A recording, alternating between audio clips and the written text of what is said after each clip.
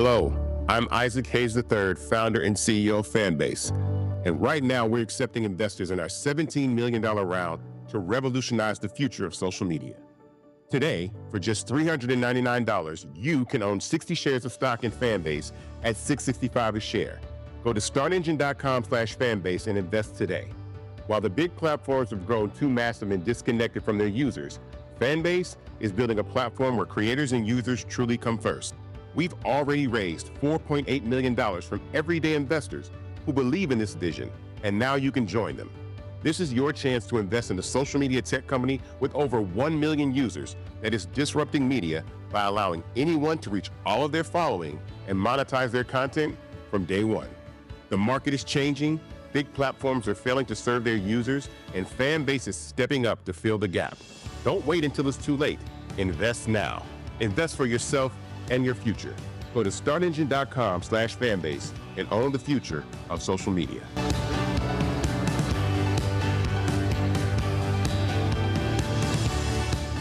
Start Network is here. Oh, no punch! I'm real revolutionary right now. Thank you for being the voice of Black America. All momentum we have now, we have to keep this going. The video looks phenomenal. See, there's a difference between Black Star Network and Black-owned media and something like CNN. You can't be Black-owned media and be scared. It's time to be smart. Bring your eyeballs home. You dig?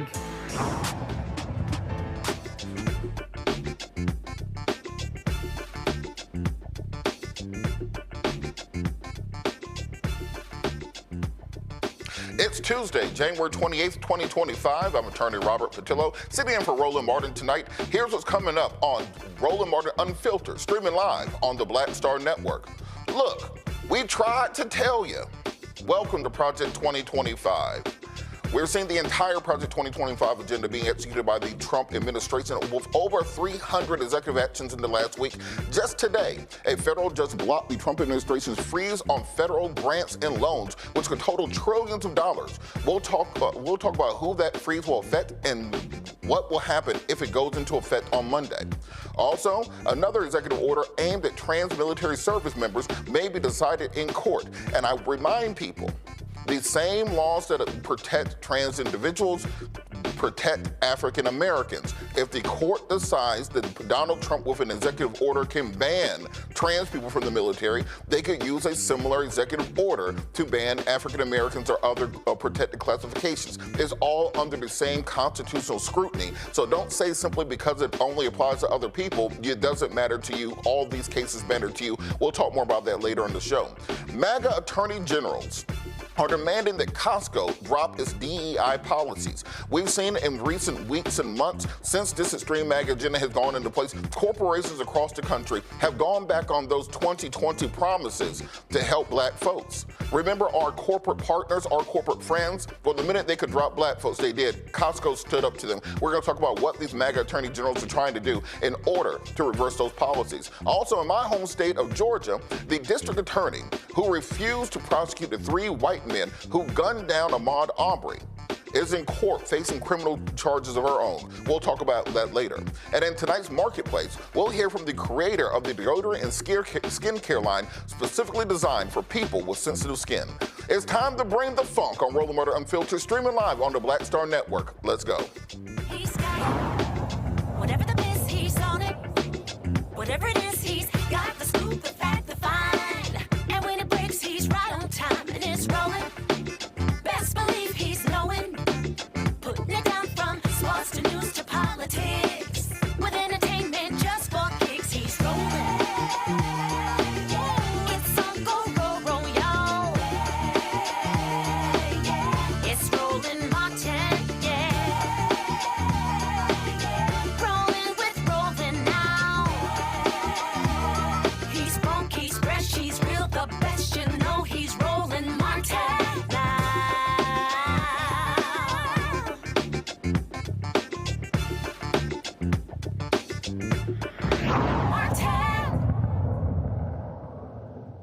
Last night, President Trump plunged the country into chaos. Without a shred of warning, the Trump administration announced a halt to virtually all federal funds across the country.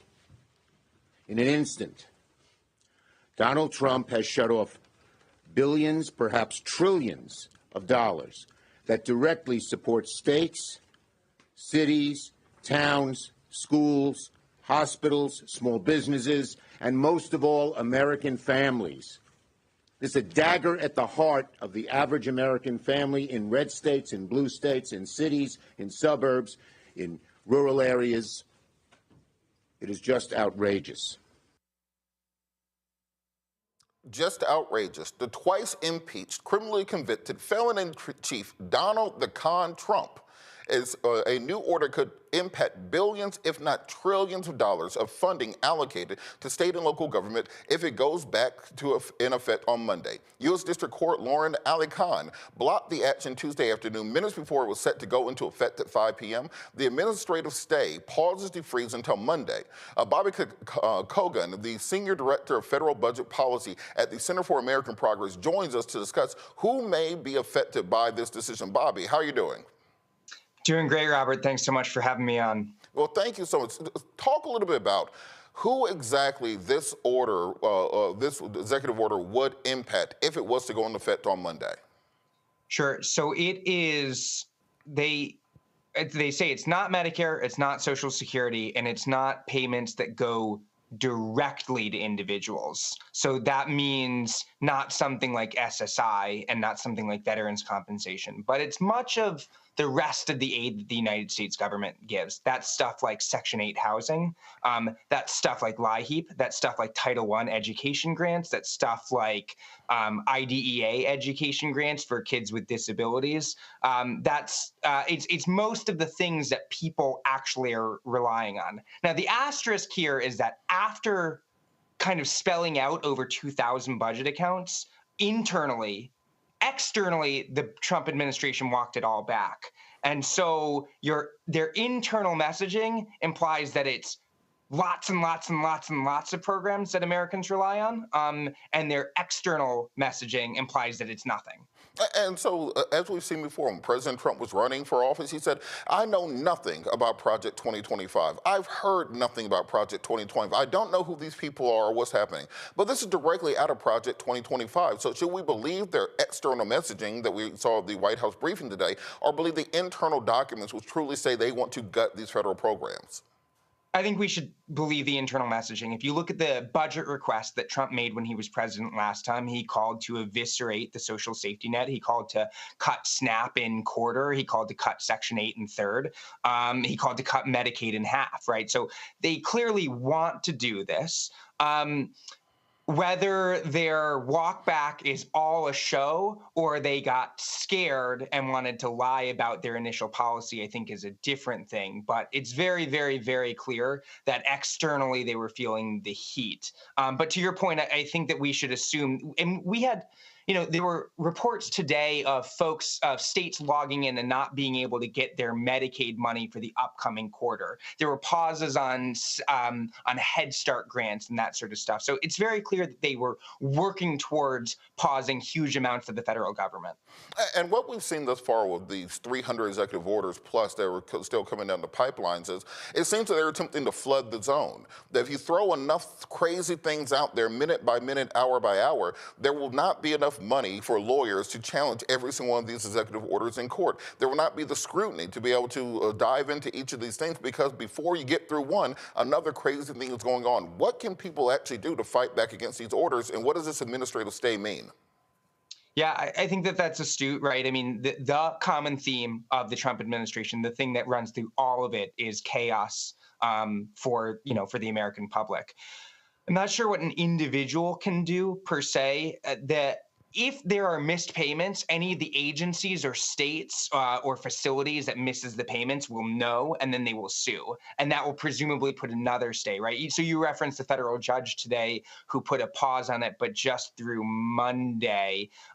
That's kind of fortuitous for the Trump administration for stays, because February 1st, the beginning of the month, would have been a huge period of a lot of federal outlays. So you'll have to wait for someone to get standing due to a missed payment, and then that person can sue. I would just say, if you're listening and you are not getting a benefit you are supposed to get right now, I strongly encourage you to talk to your, your local reps and also to your district offices for your federal reps, because right now part of the issue is it's very difficult to understand what is going on. The chaos, the uncertainty is a feature rather than a bug. And from a constitutional perspective, Chuck Schumer said it earlier, Congress has the power of the purse strings. When the president takes his oath of office, he raises his right hand and says, I will support and defend the Constitution. I will dutifully carry out the edicts of Congress. Does the president have the power? Does he have the ability to simply say, I'm not going to distribute money which has already been passed by the Congress, signed into law, and put forward? No, he does not. If the president doesn't like this spending, there's actually a special path that's filibuster proof. It's easier to pass than a normal bill to help rescind and peel back unused funds. Right? If a president doesn't like a law, you can try to change the law, but what you're not allowed to do is simply ignore a law that you don't like. What you're not allowed to do is just not carry it out. Now, I will quickly say there are paths to legally pause spending. But President Trump did not take those. He didn't take them when he was in office in 2019 and illegally paused Ukraine funding, and he didn't take them this time, right? So what we see is a direct willingness to flagrantly violate our spending laws. And on that point, he knows he can't do this. He knows he can't suspend the 14th Amendment when it comes to birthright citizenship. He knows he can't do many of these things. But what is the plan for people and for parties and groups to really fight back against this besides paying lawyers exorbitant fees to go before federal courts? And then as a codicil, we have so many judges that President Trump appointed. Is there a chance that a 6-3 majority on the Supreme Court, if it gets that far, may just decide to give him these additional powers? I would be skeptical if the Impoundment Control Act is overturned.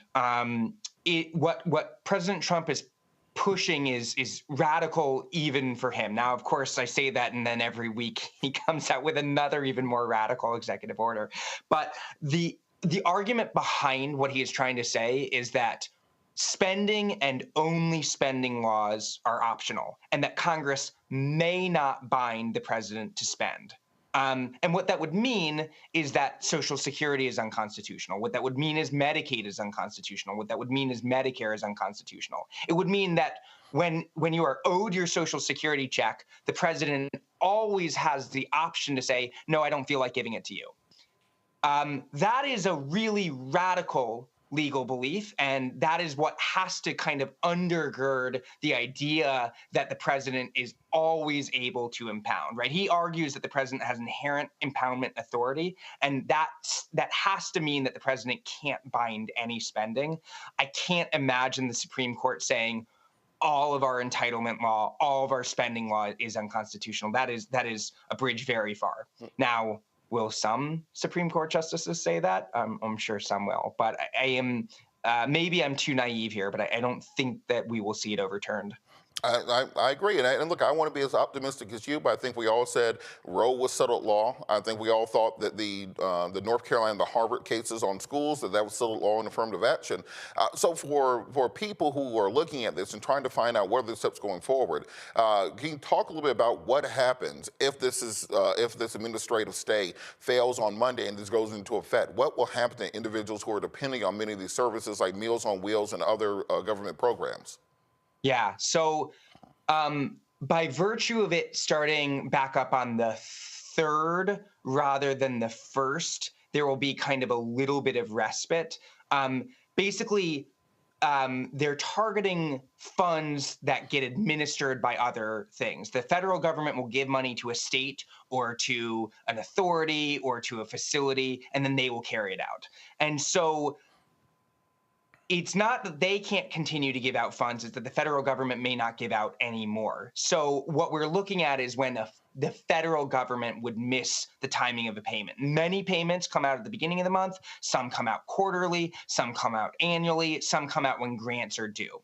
So we are looking for something whose, we're targeting something for when a payment ought to have gone out, but now because of this illegal order is not able to go out. And so we will only start to see the effect when kind of that first missed payment happens. And so it'll be program by program, right? Eventually, if this were to go on long enough, eventually this stops huge swaths of the federal government. But basically, it would start slow, and beginning of every month would be one thing. And then while some of these facilities have cash reserves, so even if they missed a federal payment, they'd be able to keep going for days, weeks. But the longer this goes on, that's when you start to see childcare facilities and preschool facilities. That's when you start to see them literally shut down. That's when you start to see people being evicted from their homes because they're missing all of their Section 8 payments and can no longer meet their rent. And so with the new press secretary went into great detail to talk about the programs that wouldn't be cut or wouldn't be affected by this spending freeze. What programs specifically will be affected so that people will have a better understanding? We talked about Meals on Wheels, we talked about Section 8, but what are some things where people are going to tangibly feel the effects of this? Yeah, so just to say, the press secretary is taking the public view that, oh, we didn't mean anything that we said. So that's where we have to, if you take the press secretary's view, then we're only talking about some of the green energy things and the Inflation Reduction Act and the bipartisan infrastructure law, and we're only talking, we're only kind of talking about those. That's what they said publicly. What they said privately is that it is much larger. So for the tangible effects for people, that would be your free or cheap preschool is now closed and you are no longer able to get that. That will be your school lunch that you get from school. There's no more funding for the school from the federal government. So maybe you just don't get that because maybe the school can no longer provide it, and the state and your local school district can no longer provide it, right? So it kind of depends on whether private entities are able to step in and fill the void. But the tangible effects, if this goes on long enough and is as broad as they implied it would be, and that their private messaging says it would be, it is stuff like your nutrition, it is stuff like your education, it is some of your healthcare, your community health centers and stuff like that, and it is some of your housing. And so before we run time, where can people get more information on this and really keep up with what's going on? Because we've seen Facebook has gotten rid of fact checking. Twitter has gotten rid of fact checking. There's so much misinformation coming out, disinformation. And we've got the press secretary who apparently now can just pick the media that they want to have at press conferences. I don't know how many people saw that earlier, but they announced that they will now be having podcasters, bloggers, conspiracy theorists be in the White House press corps. So it's very difficult to discern what the actual information is and how exactly we can address it. Where can people get accurate information from, and what can people do to fight back? I think that's the biggest concern folks have. Sure. I put out a paper, or it should be out in minutes if it's not already. It's my attempt at trying to explain all of this. I would just say there's been tons of reporting from the Washington Post and the New York Times, from Politico, from lots of groups that are trying to lift it up. The difficulty is just no one really knows what's happening. In terms of what you can do to fight back, it's going to sound like cold comfort, but I truly, truly think the best thing that we can be doing is, to the extent that we are missing a payment that we know we are supposed to get, we should be flagging that for journalists, for our local elected representatives or whatever. Right now, the biggest advantage that the Republican that Trump has, the Trump administration has, is the chaos. No one really knows what's happening, and anytime we say this is happening, they say no, it's not. So that to the extent that you are actually experiencing something, getting that to someone who can help elevate it is actually incredibly, incredibly helpful. And just last question, we talked a lot about the fact that this is the real Project 2025 coming to fruition. This is what as Roland would say, we tried to tell you that this was what's going to happen. For the people who are out there saying, well, Kamala is Indian and not black enough, well, now you might not have Meals on Wheels and Section 8 housing. But with that, what are the next Project 2025 executive orders that you think might be coming down the pipes? Well, I'm a budget person, so speaking just in my issue area, I expect to see even broader impoundment. I expect to see even broader kind of, they've been doing trial balloons. On day one, they did kind of pretty targeted, what they thought would be politically advantageous, illegal pauses in spending. And that also comes straight from Project 2025, where they said, we're not going to spend on the stuff that we don't like. We're just going to have it follow the president's policy. they did trial balloons, and then they did this big one, and then they immediately walked it back. I expect to see a lot more of that coming through. But again, that's just my issue area. And so for the other stuff, I don't feel super comfortable opining. Well, I think it's something we have to watch, and if they are able to take the power of the purse string away from Congress and move it into the executive, we are fundamentally in a different form of government than what our founders said. I grew up with conservatives saying we want less power in the executive. We want small government. We want power to be more democratically with the Congress and with the people. And as soon as they get into power, all that goes out the window. I tell people all the time, don't listen to the flowery language. Watch the actions that people are taking. Thank you so much, Bobby, for joining us. How can people follow you on social media? Thanks so much for having me. I'm on Blue Sky, and it is BBKOGAN. And for now, I'm still on the bad site, but mostly I'm on Blue Sky. All right, Bobby Hogan from the Center for American Progress. All right, we'll be back after the break. You're watching Roland Martin Unfiltered, streaming live on the Black Star Network. What's up, y'all? Look, Fanbase is more than a platform. It's a movement to empower creators, offering a unique opportunity for everyday people to invest in Black-owned tech, infrastructure, and help shape the future of social media. Investing in technology is essential for creating long-term wealth and influence in the digital age. The Black community must not only consume tech, we must own it. Discover how equity crowdfunding can serve as a powerful tool for funding Black businesses, allowing entrepreneurs to raise capital directly through their community through the Jobs Act.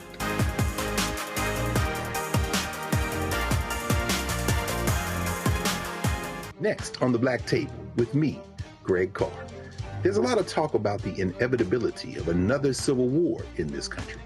But on our next show, we'll talk to a noted author and scholar who says we're actually in the middle of one right now. In fact, Steve Phillips says the first one that started back in 1861, well, it never ended. People carrying the Confederate flag, wearing sweatshirts saying MAGA Civil War, January 6, 2021, stormed the U.S. Capitol, hunted down the country's elected officials, built a gallows for the Vice President of the United States, and to block the peaceful transfer of power within this country. On the next Black Table, here on the Black Star Network. Now that Roland Martin is willing to give me the blueprint, hey, Cyrus, I need to go to Tyler Perry and get another blueprint because I need some green money. The only way I can do what I'm doing, I need to make some money. So you'll see me working with Roland. Matter of fact, it's the Roland Martin and Cheryl Underwood show. Well, should it be the Cheryl Underwood show and the Roland Martin show? Well, whatever show it's going to be good.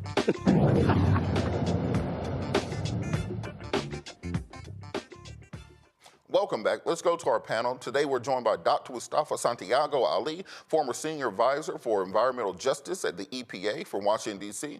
Benjamin Dixon, pastor, political commentator, and author of God is Not a Republican out of my hometown of Atlanta, Georgia. And also Dr. Larry J. Walker, assistant professor at the University of Central Florida, joining us from Orlando, Florida. We got to work our way through some of these executive orders. I'm going to start with you, Mustafa. You know, you worked in the environmental protection. You are an expert in these things, and these are the exact programs that he's going after. What do you think it says that he is attacking these particular programs when he said he was running to lower the price of eggs and milk? Well, what it says is that he's willing to put profit over people. He's willing to actually put our most vulnerable communities in the crosshairs of these executive orders, of taking these needed resources away from communities that have always been under-resourced. And it's just saying that, whether it is a matter of you getting sick or losing your life, it is not of great concern to what's going on. I mean, I think we got to also give a shout out to Judge Leo Khan for, the stay that's currently going on, and making sure that giving people enough time to actually take a quick breath, so that folks don't just get caught up in the chaos. But we know that communities all across the country, when you look at what they're actually doing here, you can think about Flint, Michigan, because they're talking about taking dollars away from water infrastructure, or Jackson, Mississippi, or a number of other communities out there that are literally, in many instances, just hanging on when it comes to what they're drinking or what they're breathing. So we have a responsibility to, one, stay focused, to make sure, as Bobby shared with us earlier, that we're calling out if resources are not making it to the places and spaces they're supposed to and when they're supposed to. And then the most important thing also is that making sure that we are elevating the message, the stories about how people are being impacted across the country based upon these decisions. We got $1.1 trillion in grants that are out there, usually on a yearly basis, and $750 billion in contracts. And when you start playing around like this, we know who's going to be hit first and worst, but you also are going to create all kinds of really just devastating impacts to both working class folks, the middle class, and of course our most vulnerable. And Dr. Walker, I want to bring you on this conversation because we've been telling people about the dangers of Project 2025 for nearly 2 years. We've had specials on it, town halls, we've sent out mailers, conversations. People seem to be completely surprised that Donald Trump is doing exactly what he said he was going to do. So what do you think has to happen for people to understand that this is the Project 2025 agenda and then start formulating plans on how to fight back against it? Yeah, I think this is a really important point. You're right. Roland talked about this in great deal throughout the United States, among other people who care, passionately about how, various policies issues impact the Black community. And so a lot of this is too late, right? You talked about your previous guest about, what kind of entities are in place to kind of fight back against some of these policy changes. But I think there are a couple things that we need to consider based on the election and where we are right now. Is that what you're seeing is an erosion of the three branches of government. We talk about executive, judiciary, and legislative. What you're seeing is, undercutting the power of the legislative and judicial branches and strengthening the power of the executive branch. Also, what we're seeing here is essentially when it comes to the federal government, eliminating it as the elimination of the administrative state. And I think people need to understand that. And that's what we're seeing today in terms of people don't consider how the federal government impacts their lives, billions and trillions of dollars on a daily basis. But now you're beginning to find out this is destroying the federal government as administrative state, as in terms of what's been appropriated in this case by Congress, and now holding that money back. And the long-term impact is going to, short and long-term impact is going to have on American citizens and also the U.S. economy. Because now we're talking about eggs. Eliminating Head Start and various other programs, or at least pausing it, will prevent parents, et cetera, from going to work and stimulating the economy. So this is about a shock and awe. For those of us who not only study, U.S. history, but world history, this playbook has already been written over the decades. And so if you understand how authoritarianism works, understand that the shock and awe is all part of a multiple step process. In addition, we talked about Project 2025. They've literally had years, and the Heritage Foundation has been working on this for decades, to lay out a plan if we ever come in power with the right person in place. And so now, once again, the dismantling of the federal government as administrative state has begun. So it's not about whether systems are buckling. They've already buckled. And Pastor Dixon, on that point about studying history and studying how authoritarian governments rise, I thought about this earlier. If you think back to Greek philosophy, you had Polybius, who talked about the anakinansis, the decay of society, the decay of governments, where you have a democracy and that descends into anarchy. You have an aristocracy that descends into an oligarchy. And then you have what we have now, which is simply mob rule, where you have a combination of rich tech bro corporate interests coming together at a perfect Kairos moment with the conservative movement, which has been trying to push these things for decades. What do we need to put together on our side? I think we have to be more solutions oriented. We can only put out so many press releases and cry so much. What do we need to do on our side to organize the same way that the Heritage Foundation did? From the minute that the ink was dry on the Civil Rights Act of 1964, these groups started figuring out ways to turn that clock back. Who's doing that planning for us? We need to have an all hands on deck solution, and it requires every one of us, every one of your listeners, every viewer. We need to be able to move in a concerted action. That includes a general strike. That means a consumer strike. We need to withhold our dollars. We need to do far more than just one boycott. We need to shut this down, because corporations are comfortable with the idea that we will still consume even though we're being crushed by the decisions that are being made by the Trump administration. They assume that we're still going to go to the store. They assume that we're still going to buy, which is what we normally do. And if they can count on that, then they have no problem continuing to crush us. They also have a second plan, which is to absorb as much as they can without consumption, because they want to weaken us. We must absolutely respond. I don't know personally whether or not we should respond in the streets like we normally do with massive protests, because they're waiting for that. Donald Trump has a commander, or rather he has a Secretary of Defense that is willing to unleash the military on us in the streets. But so I think we need to respond in kind in terms of withholding our dollars at every possibility, every possible chance that we can, because we see right now that they mean business. And if anybody didn't believe it before, they should honestly see it right now. What they intend on doing is crushing the government to the point where we are out here helpless without anyone to help us at all. And if people can't see that at this point, I'm not sure how to help them see it. Well, I think what these people realize, the Heritage Foundation, these other conservative groups, this is their one shot. They're not going to get another bite at the apple.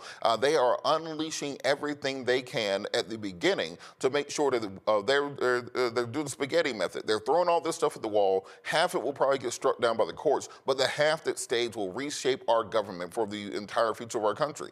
Pursuant to that, on Monday, the twice impeached, criminally convicted felon-in-chief who never served a day in the military signed multiple executive orders that could have a significant consequence on our armed services. These directives call for the extensive changes in military affecting troops who are discharged years ago for COVID-19 during the COVID-19 vaccine mandates, eliminating policies and programs that deal with race, gender, sex, and other things, quote unquote, for merit, and also an executive order restoring America's fighting force, eliminates race-based and sex-based discrimination within the armed forces for the United States. Trump also claimed that the principles of diversity, equity, inclusion had corrupted the military, and stated that this approach would no longer be in effect during his administration. His executive order reinstated a policy from his first term banning transgender individuals from serving in the military. This order rescinds a measure put in place by former President Biden, which allowed transgender people to enlist and receive health coverage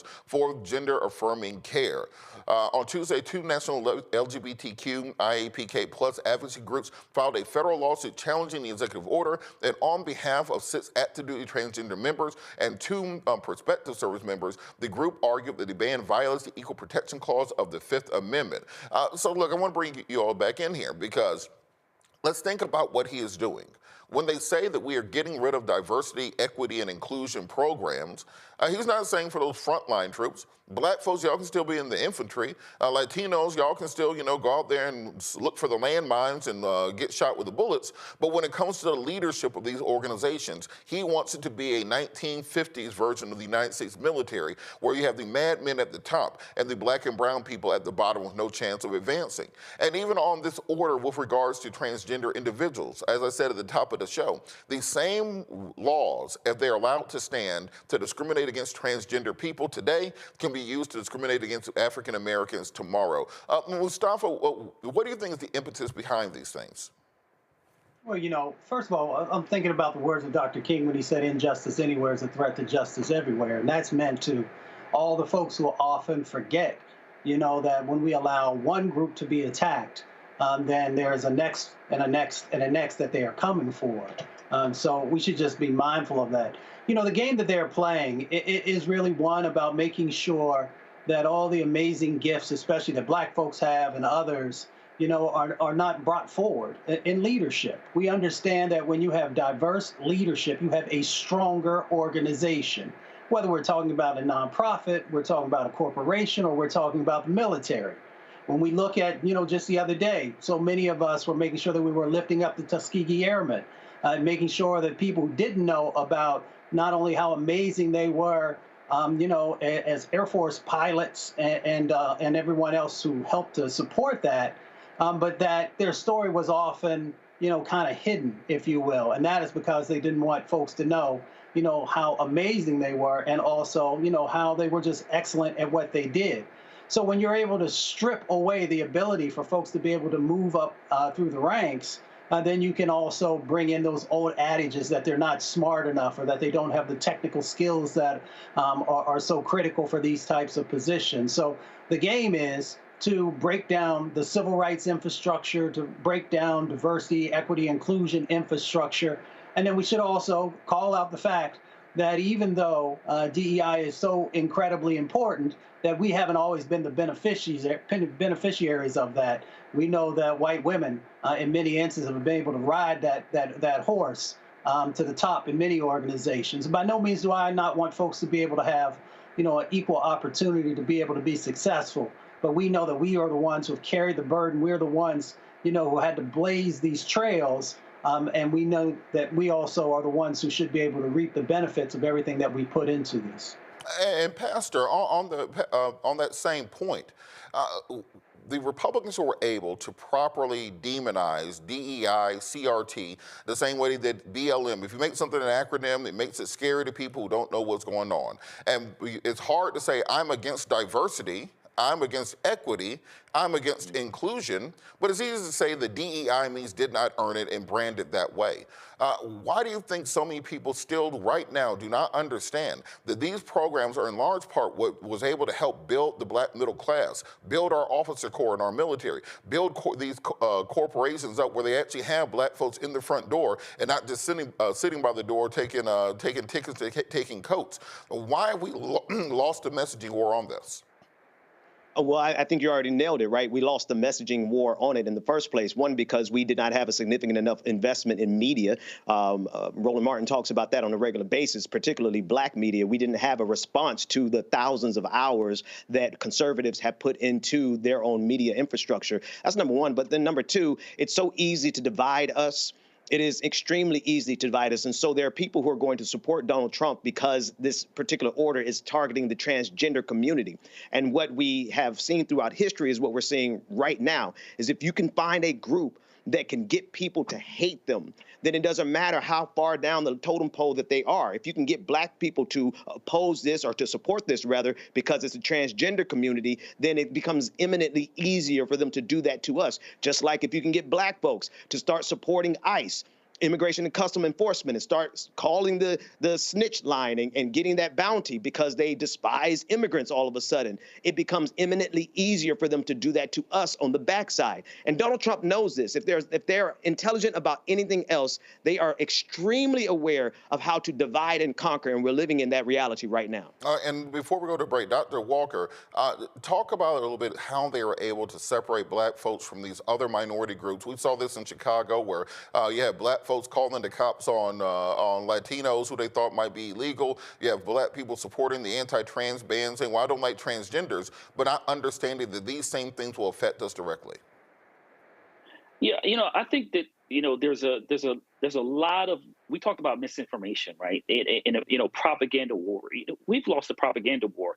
And as it relates to the black community, some of the examples you provided is a lot of this misinformation, propaganda has, and we know going back from the first Trump campaign, we know that Russia and we have to talk about this in terms of how they purposely spread that, misinformation in the black community, and that continued through the Biden and then in the next election after the Biden, first Biden administration. So the black community, in terms of all this misinformation that is spread throughout our community regarding groups with similar challenging experiences, have bought into drinking the Kool-Aid, so to speak, as we say in the black community, but to our own detriment. And so the idea historically, when it comes to civil rights, fighting for civil rights meant that everyone has to kind of sit at the table. And when you bring constituencies together, from the Latino community, Asian American, Pacific Islander community, et cetera, and black community together, we know we're more likely to be successful overall. Right. But you have an erosion of that, and now we're in the position we're in today. And look, I tell people that if you take rights away from one group, ain't but so long till it's going to come back to you. We're going to talk more about this after the break. You're watching Roland Martin Unfiltered, streaming live on the Black Star Network. We'll be right back.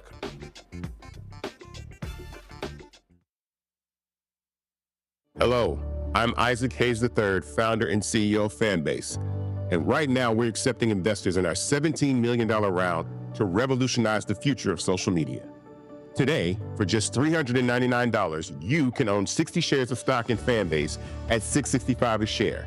Go to startengine.com/fanbase and invest today. While the big platforms have grown too massive and disconnected from their users, Fanbase is building a platform where creators and users truly come first. We've already raised $4.8 million from everyday investors who believe in this vision, and now you can join them.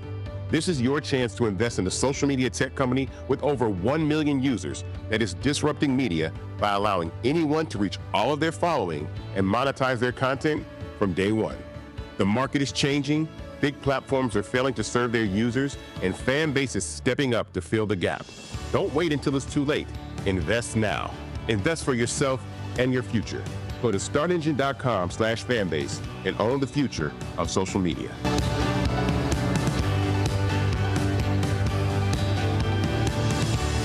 What's up? It's Sammy Roman. Hey, it's John Murray, the executive producer of the new Sherry Shepherd Talk Show. It's me, Sherry Shepherd, and you know what you're watching, Roland Martin Unfiltered.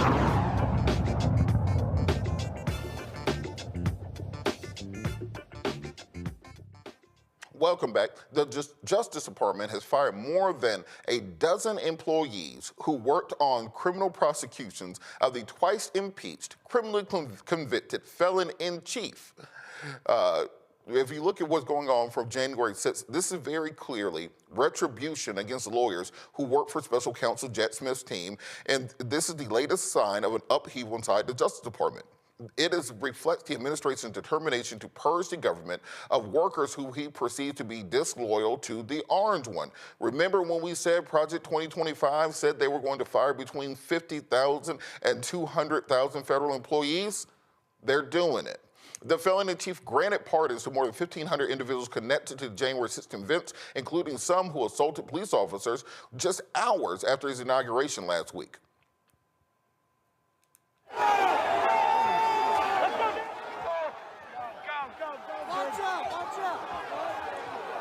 All right, and so let's bring the panel in on this conversation. Dr. Dixon, I want to start with you on this. What do you think happens if we give the president this unilateral power to circumvent the Civil Service Act, to circumvent labor laws, and simply fire anybody within the federal government who's not in ideological lockstep with them? How is this different than McCarthyism?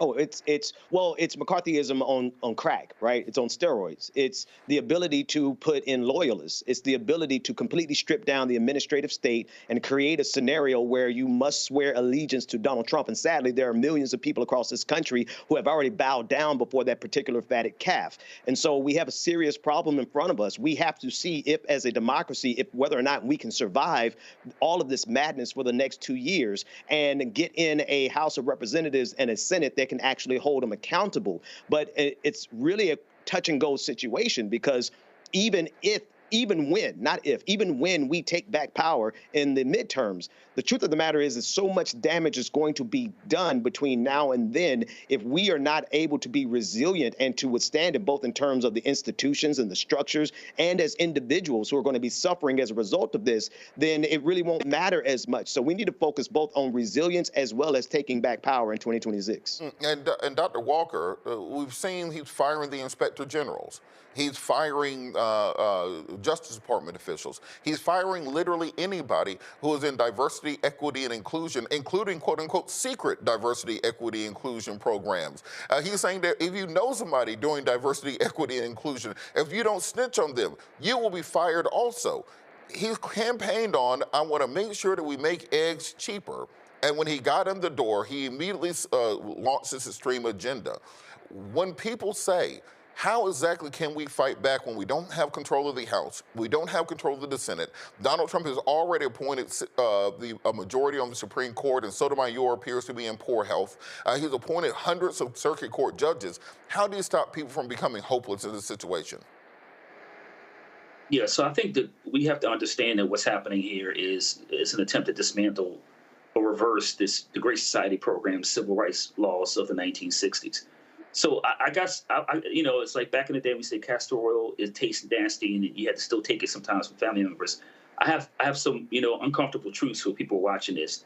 This is going to hurt, right? They're going to be significant setbacks as it relates to civil rights, and we're already seeing that. This is the very beginning of that. So I want to be clear about that. It's going to be a challenge. But you also have to understand we have to organize in terms of focusing on economic and political social disruption. obviously some of the lessons we learned from from the time of the civil fighting for equal rights for the last several decades. But then also we have to understand that as it relates to what I could describe this as the 3M era, misogyny, misinformation, and mismanagement. So we have to understand that we can still apply some of those lessons learned from, like I said, economic, political, and social disruption, but for a new age, particularly, like I said, and how do we battle misinformation, particularly in the Black community and other minoritized communities. But we're in it right now, and there's a significant challenges. And look, we're 2 weeks, not even 2 weeks into the next administration, and we've got several more years to go. And so the fact of the matter is, what does that mean? So that means collectively we need to come together as a community along with other minoritized groups, and we need to come up with a comprehensive plan in terms of how we're going to survive this new nadir. Because we're in it now, but we have to make sure we have clear and comprehensive plan on how to respond. And Mustafa, just piggybacking off that point, this morning I was on the train and I was listening to a debate between Malcolm X and Bayard Rustin from back in the 60s, kind of debating the different pathways forward for African Americans. Of course, Bayard Rustin was talking about the need to work within the system, to pass exactly these types of laws that we're talking about, to sign these types of executive orders that we saw coming out of the Johnson administration, to work our way into the Great Society, to advance socially, to increase our ability to vote, to make sure that we are first-class citizens, not second-class citizens as we were at that time. And Brother Malcolm made the argument that we need to be working on independence and self-determination, that as long as you are within a system, that you will always be subject to the system. And now as we're seeing the conditions of our community where so many people are dependent on Section 8, which might be gone on Monday. There are so many people who are dependent on Meals on Wheels, might be gone on Monday. There are people who are dependent on early childhood education, free lunch programs, Head Start programs that could be gone by Monday. What do you say to people who say, well, maybe this is a time where we start concentrating on the concept of Black nationalism and how we can build our own communities within this community so we, in the future, the next time this happens, we will have some fallback where we can depend on ourselves and not simply have to depend on the government? Well, the words of El Haj Malik El Shabazz, better known as Malcolm X, continue to ring true today. I mean, it has to be about community. It has to be about each of us supporting each other. When we talk about whether it is childcare or education, for decades upon decades, we used to make sure that we were also educating our children to make sure that our stories and that our contributions were a part of reading and math and science. When we talk about the opportunities around housing, we used to come together and help each other build houses, or we used to, make sure that families were still together because we were living in the same buildings and those types of things. So when you hear the words of Malcolm X, there's a lot of truth that's in there because we see other groups who stay close and how they are able to, one, play a role and the other things that are necessary around making sure that laws are in place and making sure that, resources that are part of our tax bases are actually coming back to our community. So that's definitely important.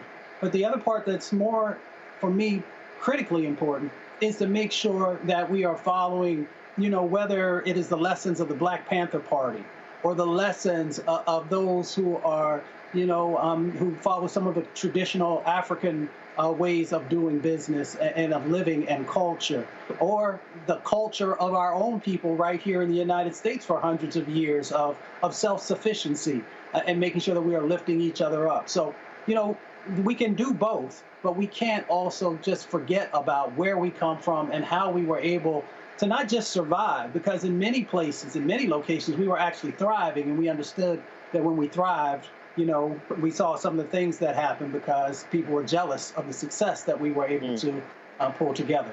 And Dr. Walker, Mustafa makes a great point. When we see these cuts to DEI, I think people need to realize they're not cutting these programs because they didn't work. They're cutting these programs because they worked too well. They're cutting these programs because they started having to compete with black and brown people who are smarter than them, who are harder working than them, who had a better knowledge base than him, and all they needed was an opportunity. And once we got in there and started running circles around them, as Mos Def said, you start keeping pace, they start switching up the tempo. And so instead of working on making themselves better, building up their communities better, getting fathers back into the homes and many of these white communities, not having so many people on methamphetamines and all these other drugs and the opioid epidemic, they said, well, let's just take opportunities away from other people so we won't have to compete as much. How do we as a community understand and get into this mindset of we can no longer allow other people to dictate whether or not we have opportunities? We have to create those opportunities for ourselves, because as we saw, you can have an executive order signed by LBJ in 1965. It can be undone with a strike of a pen, and we cannot leave our communities that vulnerable again. It's a very important question. I think a few things we're going to see is I think this is going to force us, not to say we haven't already, this is going to, from the Black community, in terms of a continued increased investment in Black institutions, whether you talk about HBCUs or freedom schools or various other things that we've utilized in the past. It's going to require utilizing our resources to invest in these things and where institutions and where we invest in Black youth and adolescents and young adults. That's going to be critical in terms of where we are right now, because I made the point about economic, political, and social disruption. It'll allow us to create, not only in terms of, strengthening intellectual wealth and political and social wealth, but create another generation of those economically who have the money to reinvest in our communities.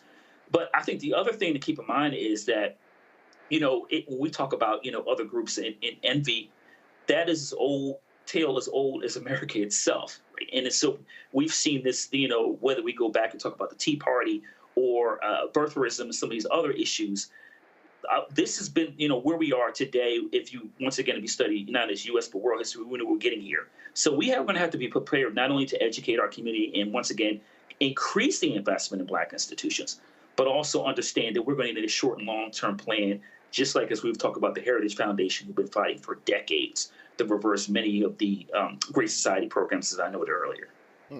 And Dr. Dixon, piggybacking on that, when we look at these cuts to the DOJ, I want folks to really take some time and dive into these things. Don't just read the headlines, read the articles, read the orders themselves. What Donald Trump is doing is specifically undoing all the process made during the George Floyd summer. He's nullifying all consent decrees that the Justice Department has entered into with jurisdictions that have abused African Americans. He has shut down, essentially, the Department of Civil Rights in the Justice Department, and they're going to be going after people who are doing anti-white racism as opposed to enforcing civil rights laws against African Americans. They are using the same words, the same laws that were meant specifically to protect the formerly enslaved, and using them to discriminate against the African American community. Can you talk about the impact of when if we give this group the ability to essentially undo 150 years of American jurisprudence and advancement for African Americans with the strike of a pen? This is the Confederacy rising again. This is the South rising again. We should have put them down completely during Reconstruction. And this is what happens when you have to do a job, when you don't put a demon out completely. These white supremacists have had it in their blood ever since they lost that first Civil War, that they wanted to undo and destroy any progress for Black people, and their great-great-grandchildren are equal to the task. And so we must be extremely wise as serpents, but harmless as doves. We need to know exactly what's going on, and we need to make sure that we don't give them any opportunity to strike at us with their violence, because they are extremely ready for violence. The police are ready to knock our heads exactly like Donald Trump told them to. And so we need to be extremely vigilant on the front end, but we also need to be resilient. We need to connect with ourselves. Black people, we need to connect and make sure that we have ways of feeding one another, to make sure that we have ways of sheltering one another, to make sure that we have ways of providing resources and giving people job opportunities. If there's somebody that needs to cut your grass, make sure it's a Black person. If there's somewhere you're going to buy your beauty supply stuff, make sure it's not from some immigrant in that black community that's not getting deported right now. You notice they're not deporting the people who are in our beauty supply stores or in our restaurants. They're deporting the poorest people amongst us. And so as black people, we need to be aware of what they're doing. We need to rally around ourselves, but we also need to be strategic in how we interact with this government because they are fascist and they are extremely excited about making the South rise again. And Mustafa, I want to piggyback on what Dr. Dixon said. We got to tie a couple points together. There are 3 geographic subdivisions in the Western Hemisphere that have a majority white population: the United States, Canada, and Greenland. Donald Trump wants to annex Canada and Greenland. We talked about the deportations, as was just mentioned. You're not deporting British students who overstayed their visa. You're not deporting engineers who are here from Norway who are here illegally but married. You're deporting brown people back across the border and building a wall there and threatening their governments with sanctions if they allow their people to come back across. So when we talk about what's going to happen in this country, it's very clear that, and Elon Musk has talked about this deeply, about Western European and American birth rates declining to the point that they know they will be a minority, not just in the United States, but globally within the next 50 years. And how do you fix that? Put 10 million people out the country, you annex Canada, you annex Greenland, you make it more difficult for African Americans to have the economic wherewithal to build a community, to build families, to support one another. And then you were able to create that same Leave It to Beaver, and you have made America great again functionally.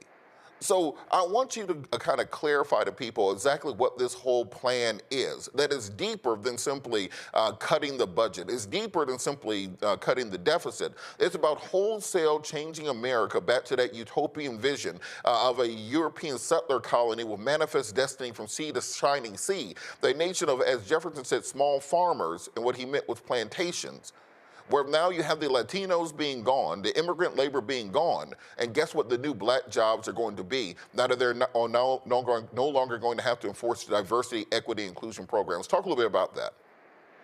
Yeah, and it also the prison population. So we also have to pay attention to how many more of us that they will try and incarcerate to be able to fill those jobs and not pay folks to do the work, or pay pennies on the dollar, if you will.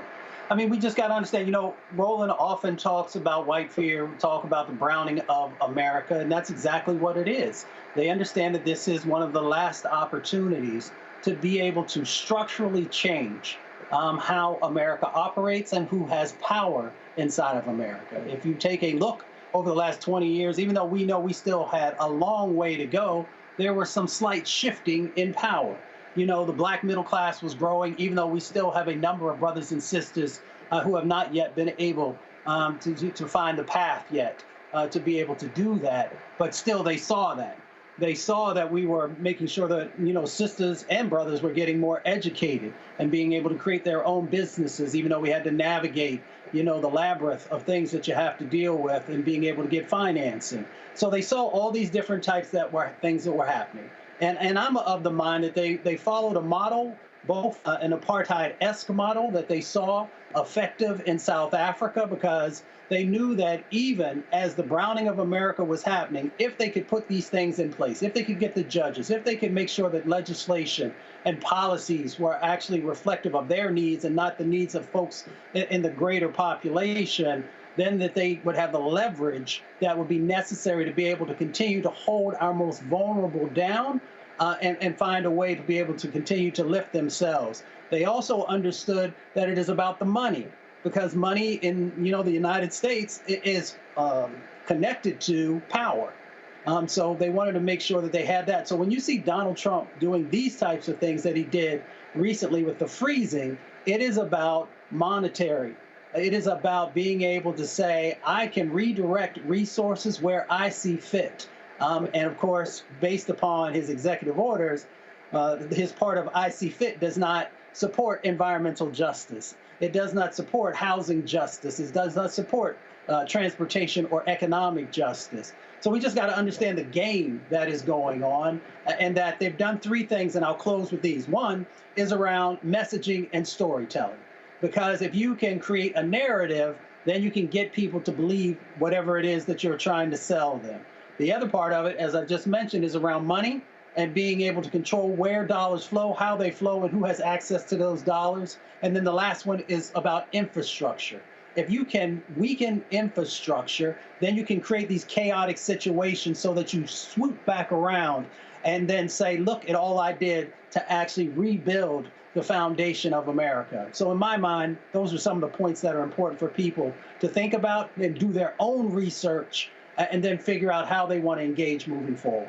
And Dr. Walker, on that point about communication, what we saw during the last election was the progressive movement, the liberal movement, the leftist movement, the Democratic Party has an inability to connect with people on a basic level. They're great at the cocktail parties. They're great at if you're doing a thesis at Vassar or Wesleyan. But when it comes to talking to brothers and sisters on the street as to what the exact dangers are and what exactly you have to lose, there was a lack of knowledge and lack of information around that. There are no longer trusted communicators for the African-American community. And what we saw at the inauguration is many of the people that we thought were trusted communicators can be bought for a very small amount of money. And we'll get up there and sing and dance and shuck and jive for 30 pieces of silver.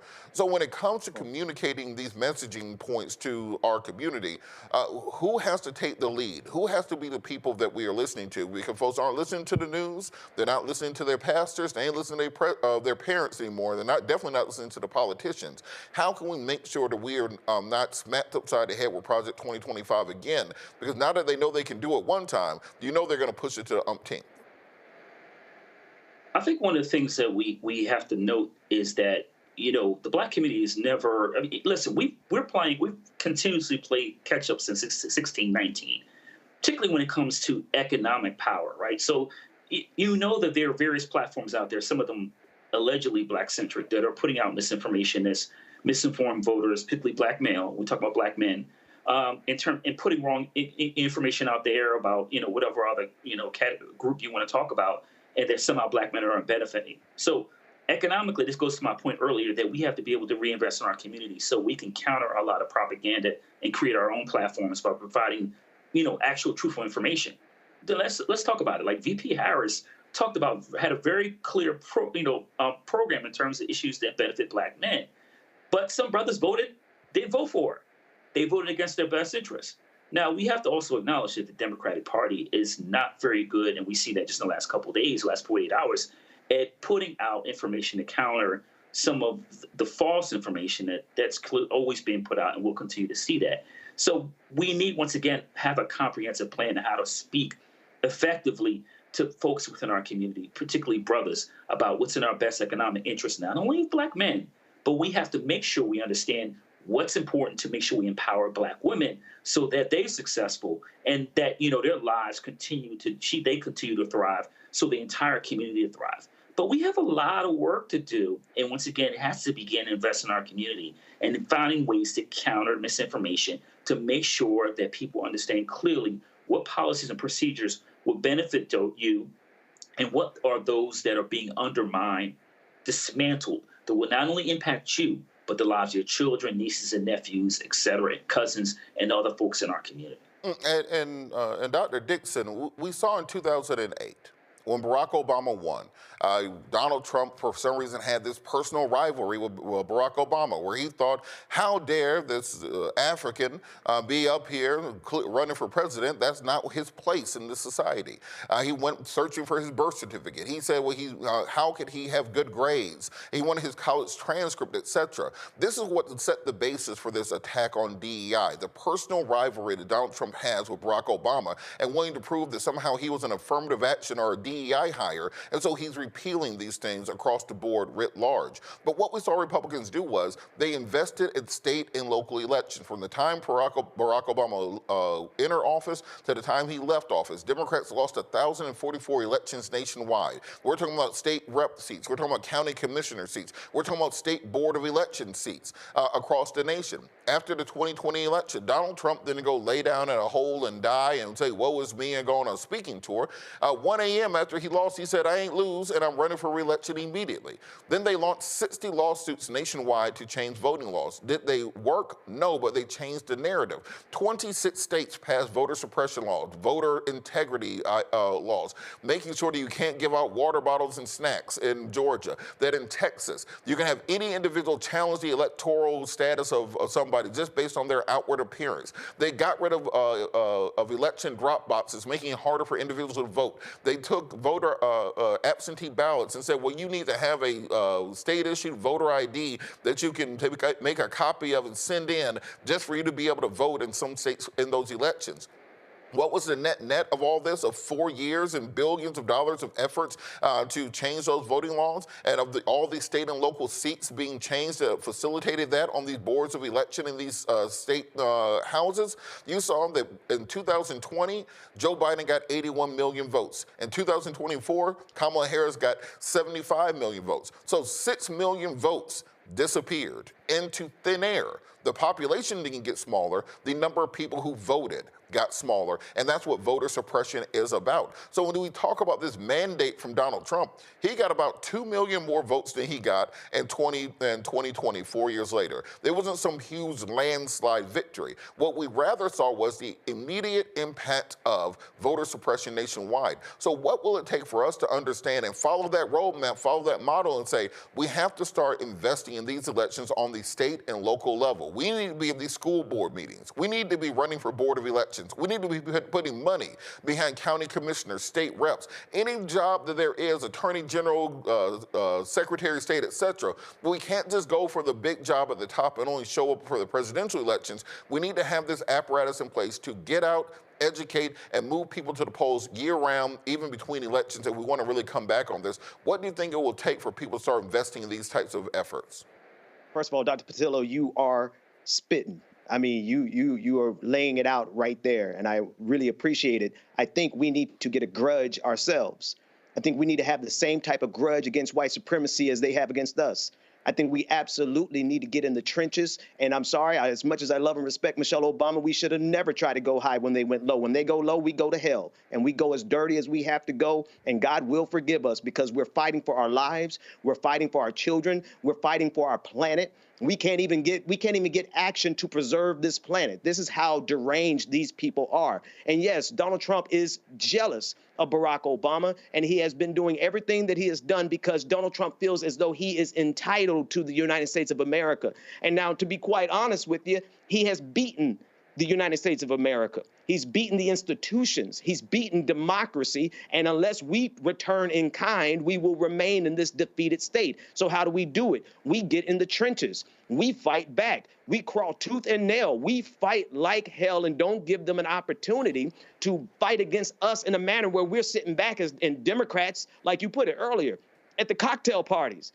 No, while Democrats were getting drunk and having a high good time with everyone in Washington, D.C., Republicans and conservatives were conspiring. For 60 years, they have been working on this project while Democrats thought everything was fine. They need to wake up, and if they don't wake up, God bless them, they need to get out the way. You're absolutely right. And Mustafa, on that point, it could not be said better. But when we talk about many of these talking points, many of these issues that are coming out of Washington, D.C., they are disconnected from the everyday lives of individuals around the country. And so you're an environmentalist. When we run around talking about global climate change to people in Brunswick, Georgia, they may not understand what you're talking about. But when you say it is snowing in Georgia and it's on fire in California, that ain't normal and we need to do something about it. That is how people can actually process that information. If you are in Houston or New Orleans and it is snowing, you should probably know something is wrong. So how exactly can we get to a point where we can message things in ways that they actually penetrate? My wife always says, are you talking to hear yourself talk? Or are you talking to people can understand and process what you're saying? Yeah, well, Joe Madison, who has mentored a whole bunch of us, either formally or informally, used to say, put it where the goats can get it. And what he was talking about is that we got to bring it home, right? So whenever I talk about these issues, you know, I'm sitting down on people's back porch or in their kitchens, and we're having a conversation that everybody can understand about the things that folks are dealing with every day. So, you know, if it's a black farmer and we're seeing all these changes that are happening and you can't continue to grow the things that you once did, then we have then we take a deeper look at what's transpiring, whether it's, lack of rain or it's some other things that are going on or extreme heat events that are happening. So, we just got to make sure that we're talking about issues that folks can relate to.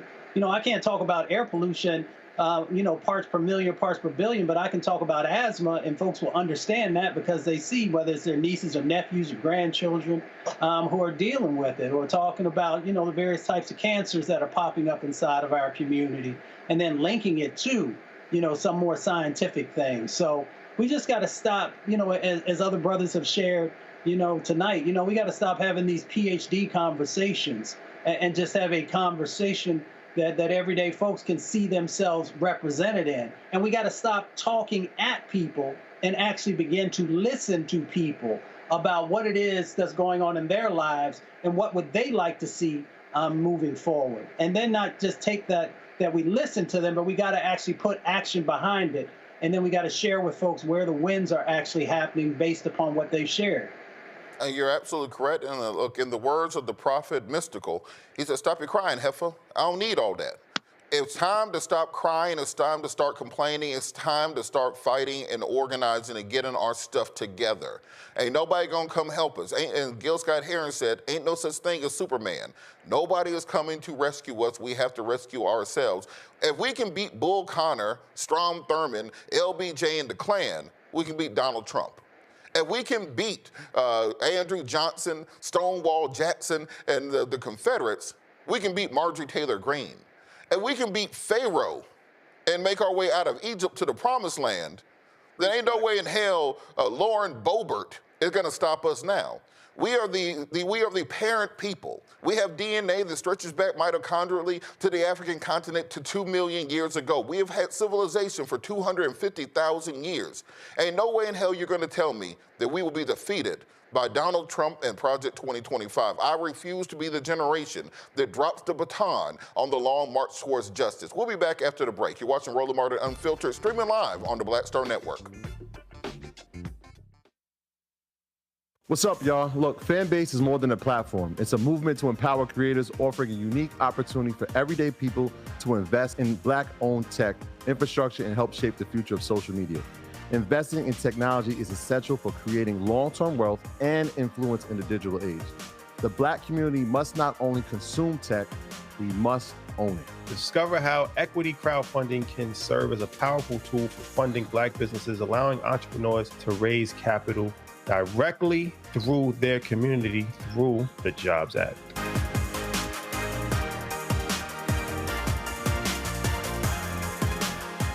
Next on Get Wealthy with me, Deborah Owens, America's Wealth Coach, women of color are starting 90% of the businesses in this country. That's the good news.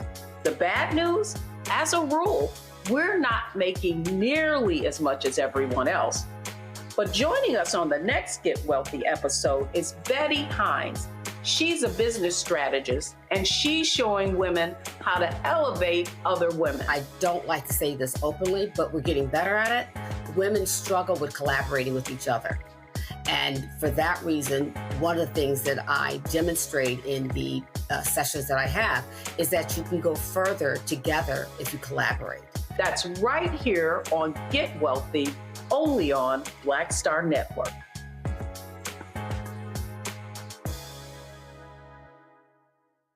Next on the Black Table with me, Greg Carr. There's a lot of talk about the inevitability of another civil war in this country. But on our next show, we'll talk to a noted author and scholar who says we're actually in the middle of one right now. In fact, Steve Phillips says the first one that started back in 1861, well, it never ended. People carrying the Confederate flag, wearing sweatshirts saying MAGA Civil War, January 6, 2021, stormed the U.S. Capitol, hunted down the country's elected officials, built a gallows for the Vice President of the United States, and to block the peaceful transfer of power within this country. On the next Black Table, here on the Black Star Network. Hey, what's up, y'all? I'm Devon Franklin. It is always a pleasure to be in the house. You are watching Roland Martin Unfiltered. Stay right here.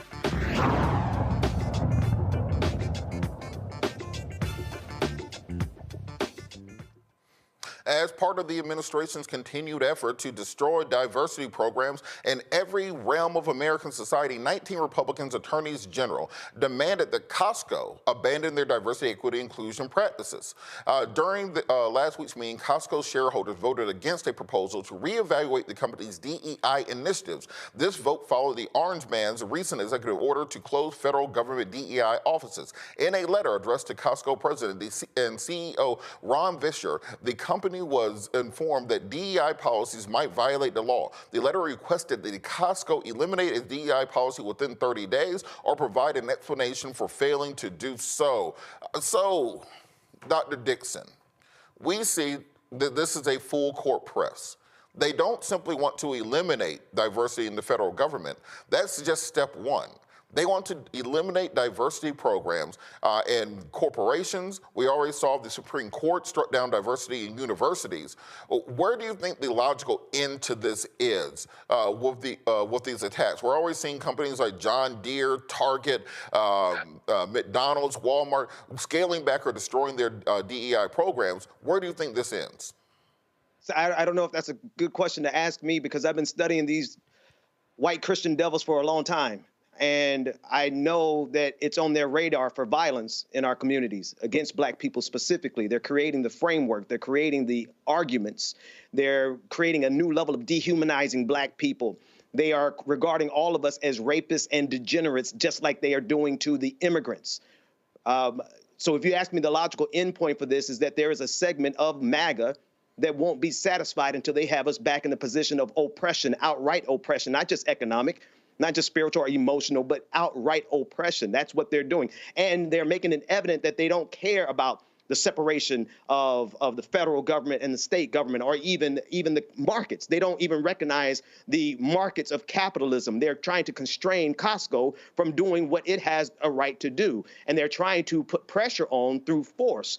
And so they don't want any resistance of any kind. They can't have any outlier. So I'm sure they're going to go after Ben and Jerry's next. Why? Because they are totalitarian. What does that mean? They absolutely don't expect anyone to get out of line. And if you dare step out of line, they will use all the force of the federal government, even to the point I believe that they will use literal force of the military to do whatever they have to do to keep people in line. That's if we allow it.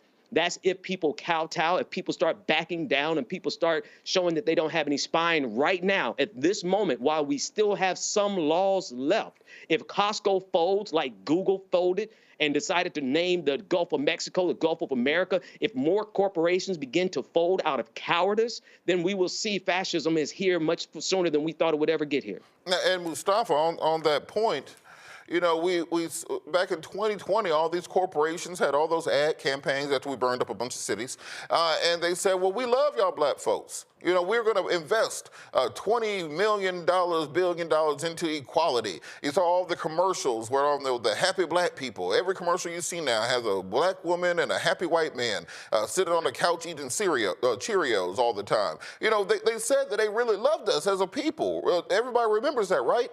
And now, as soon as they get the opportunity, as soon as the money and special interests are behind it, as soon as Donald Trump has his inauguration with a literal row of billionaires, Elon Musk, $400 billion. Jeff Bezos, $270 billion. Mark Zuckerberg, $200 billion. The dude from Google, the dude from TikTok, trillions of dollars standing right there. And they were sending a very clear message to every corporation in America. You do not have the money to compete with us. The federal government is the largest consumer in the world market.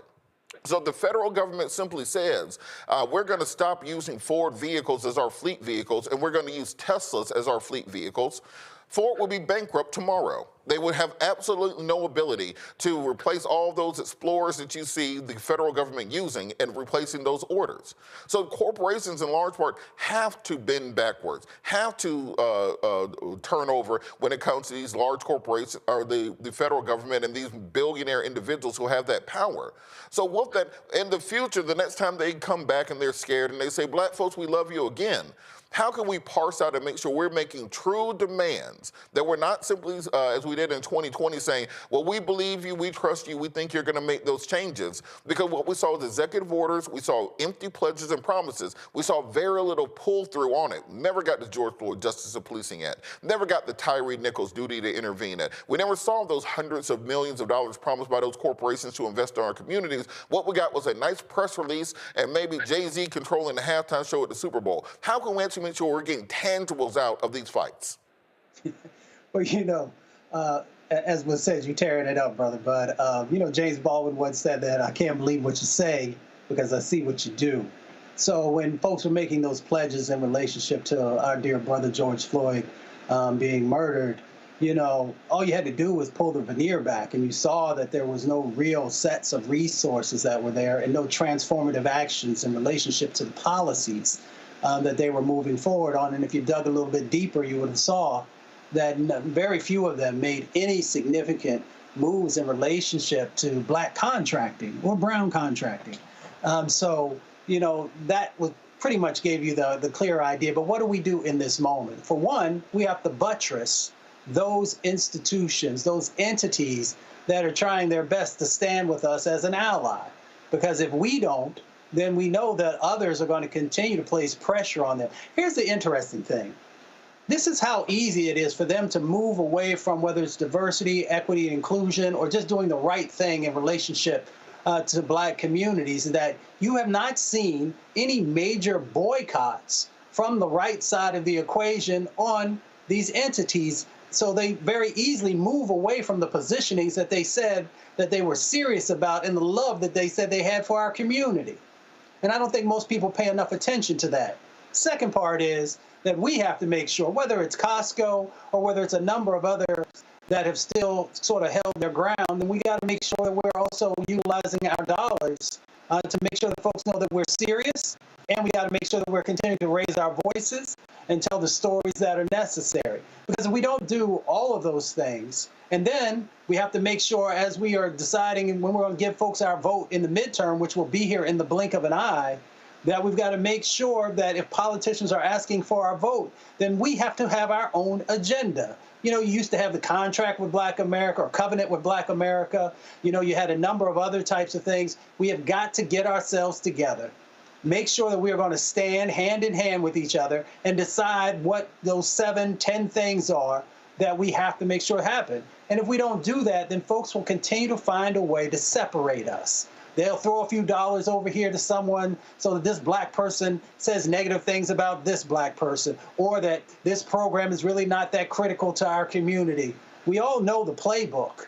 So it's time for us to flip the script on them and to make sure that not only our sets of needs and our sets of things that we cannot deal without are going to be honored, but we also got to make sure that the resources are flowing the way that they're supposed to.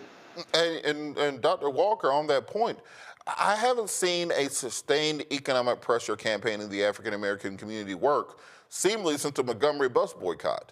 But I think back to a year or two ago when Bud Light had a commercial with a transgender in it, and then the conservatives lost their mind. They demonized Bud Light, and I'd be damned, it wasn't a month later they had a redneck with a pickup truck and a guitar and a horse, and that was a new Bud Light commercial. They made sure that they responded. How can we ensure that we are actually putting a sustained pressure campaign corporation by corporation? If Walmart gets rid of their DEI program, we get rid of our Sam's Club membership, and we get a Costco membership. If Ben & Jerry's is keeping their DEI program, but Haagen-Dazs isn't, then we go eat some damn Ben & Jerry's. How do we make sure that we're actually able to sustain a campaign the way the conservatives are able to do on their side? I think it goes back to my point I made earlier about economic, political, and social disruption. But that goes with /plan, right? So those 3 areas, we need to find a way to disrupt the system. But before that, there needs to be a short and long-term range plan. And I made the point earlier, we talked about this letter was sent out. Let's highlight also that's political overreach. The last time I checked, I thought that some people believed in small government and not less intrusive government. But this, once again, is an example of how you lose a propaganda war. So sending a letter to a private entity a corporation to say you should, and whatever policy it is not considered intrusive. So once again, you have to be able to win the propaganda war in terms of laying out what's right and what's wrong in our society.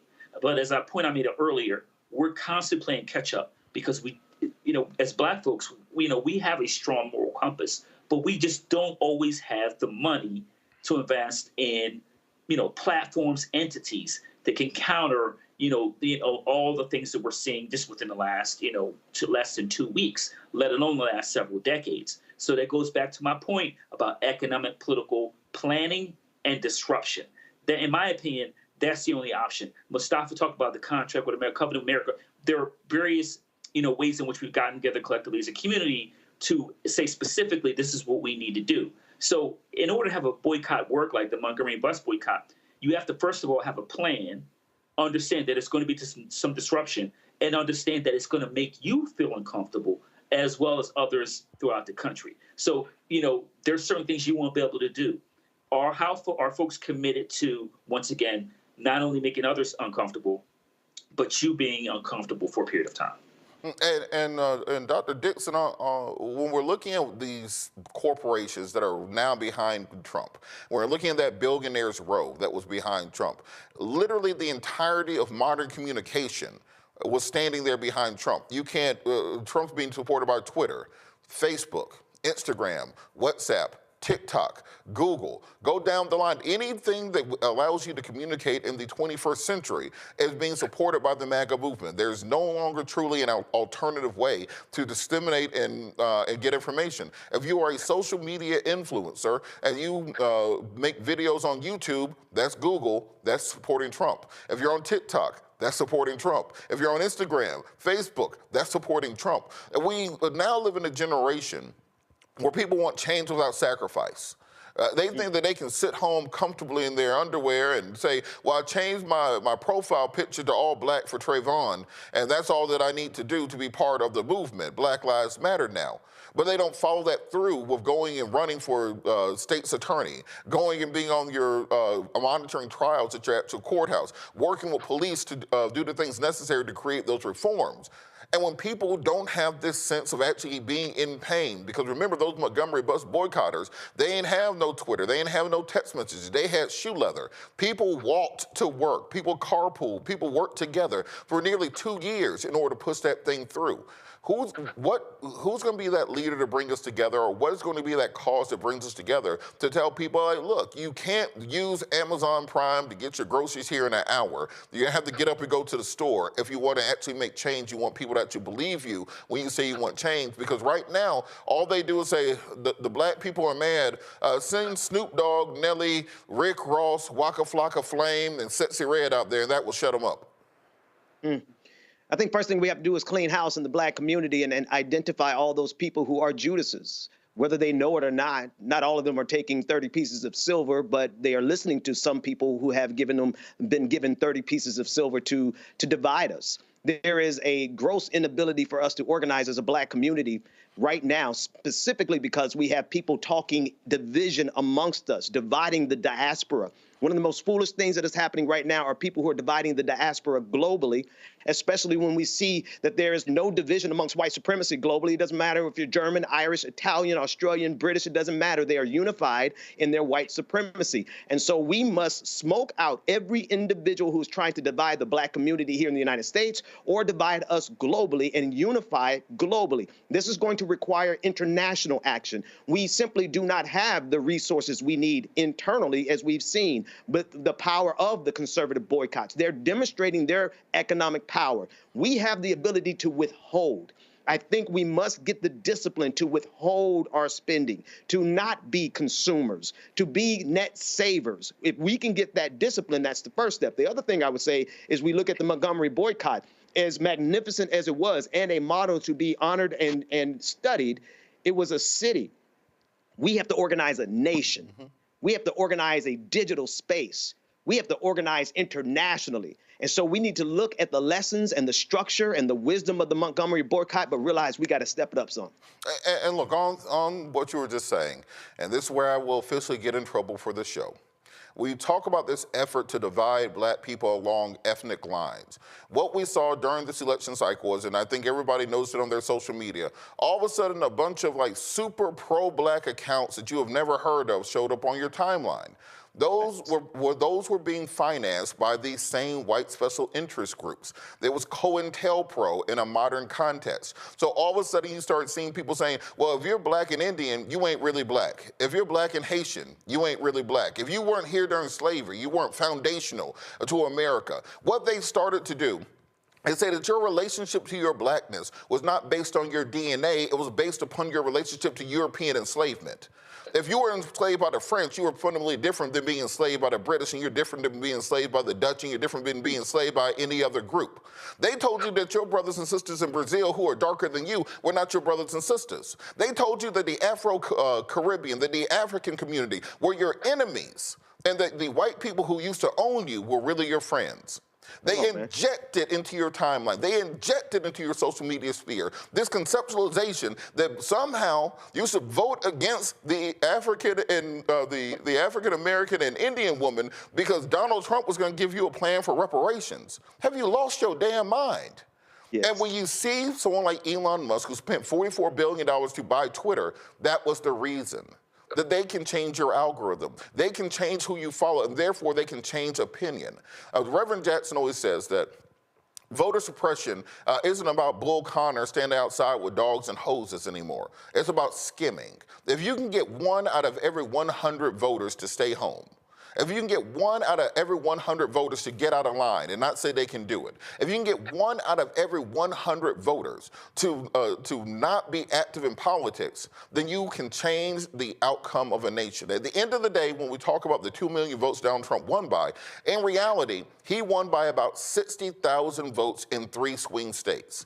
So when we're talking about Michigan, Wisconsin, and Pennsylvania, if 60,000 people voted the other way or 60,000 more people turned out for that election, then Kamala Harris will be the president right now. We will not be dealing with Project 2025 coming to true fruition. You mean to tell me there weren't 20,000 black folks in Philadelphia who didn't vote? 20,000 black folks in Detroit who didn't vote? 20,000 black folks in Milwaukee who didn't vote? So the entire point of this operation, the entire point of this apparatus was never this wholesale change. It's about skimming off 1 out of every 100 or 1 out of every 1,000 some situation voters that have changed the entire nature of this country. And so for our brothers and sisters out there, you have to understand that your blackness is not conducted through European colonialism. You were black before white people existed. Scientists say that the DNA for blonde hair and blue eyes and white skin is 7,700 years old, found in northern Spain. The African mitochondrial DNA, as I said, goes back 250,000 years. We've survived ice ages.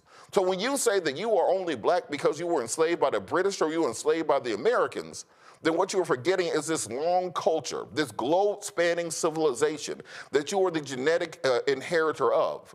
And we have to go back to a place where we understand that who we are and what unites us goes deeper than this nation, goes deeper than a political party, goes deeper than any political agenda. And we have to start dealing with this conceptualization of nationalism when it comes to being black folks, seeing ourselves as a nation state. When you look at what's going on in Europe, you have Ukrainian Slavs versus Russian Slavs over this concept of nationalism. When you look at what goes on in the Middle East, you have Kurds fighting Sunnis, fighting Shias over this idea of nationalism. But they told black folks throughout the course of the last 150 years that our fight is about racism, not nationalism. We don't need our own nation. We don't need to control things. And you have many folks who say, I don't want to have our own free and independent black nation, either economically, socially, or politically. I simply want a better piece of the pie in white supremacy. I don't want to get off the plantation. I just want a nicer bed in the plantation. As long as I can get mine and be comfortable within my little enclave, within my fiefdom, I'm more than happy to be just as virulently racist as many of the people who used to oppress me. You can look on social media. When Donald Trump said that Haitians were eating the cats and eating the dogs, you have black folks saying, yeah, that's right, I know they do that. When you saw these abuses against African immigrants coming into America, they said they're coming over here and stealing all the welfare. That's my welfare. I'm the #1 slave. You can't be up here being a better slave to me. This is the type of brainwashing that we've seen taking place in Western society since the Romans, when they would go into an area and turn one ethnic group against the other ethnic group so they could enslave both ethnic groups. So if we want to truly be free, if we want to not have to worry about DEI because we already got MY, my own stuff, it's through this concept of black nationalism, seeing ourselves as brothers and sisters in a connected web, and a tapestry that can truly bring our people forward. We're going to talk more about this after the break. You're watching Roland Martin Unfiltered, streaming live on the Black Star Network. We'll be right back. Hello, I'm Isaac Hayes III, founder and CEO of Fanbase. And right now, we're accepting investors in our $17 million round to revolutionize the future of social media. Today, for just $399, you can own 60 shares of stock in Fanbase at $665 a share. Go to startengine.com/fanbase and invest today. While the big platforms have grown too massive and disconnected from their users, Fanbase is building a platform where creators and users truly come first. We've already raised $4.8 million from everyday investors who believe in this vision, and now you can join them. This is your chance to invest in a social media tech company with over 1 million users that is disrupting media by allowing anyone to reach all of their following and monetize their content from day one. The market is changing, big platforms are failing to serve their users, and Fanbase is stepping up to fill the gap. Don't wait until it's too late. Invest now. Invest for yourself and your future. Go to startengine.com/fanbase and own the future of social media.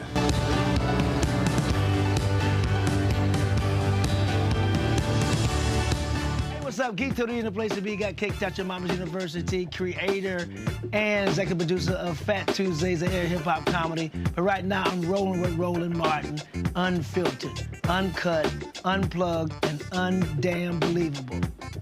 You hear me?